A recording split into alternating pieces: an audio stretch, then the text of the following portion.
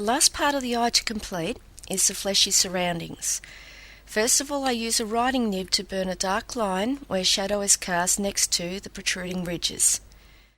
The flesh at this front part of the eye is knobby, so I'm burning a broken shadow line to represent this. All of the other lines are unbroken. These dark lines I'm burning here represent creases in the flesh at the front of the eye. Now I'll just finish up by burning around the outside of the bottom eyelid.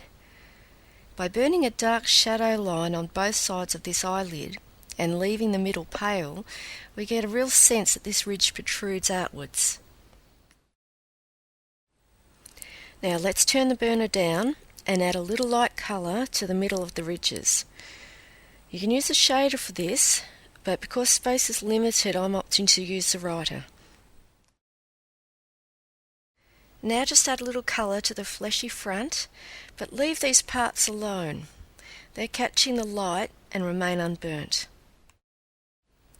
Note here that this centre part of the eyelid is slightly paler than the rest, and this simply indicates that it curves out into the light further than the other parts. The last part of burning I'm going to do here is to add a little extra darkness under those parts that are most shaded by the hood.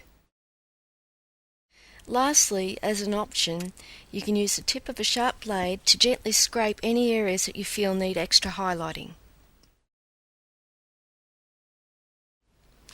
And finally, we'll use the writing nib to add a few little details outside of the eye area.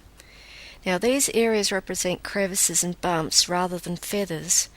We'll be looking at the final application of feathers in this area a little later on.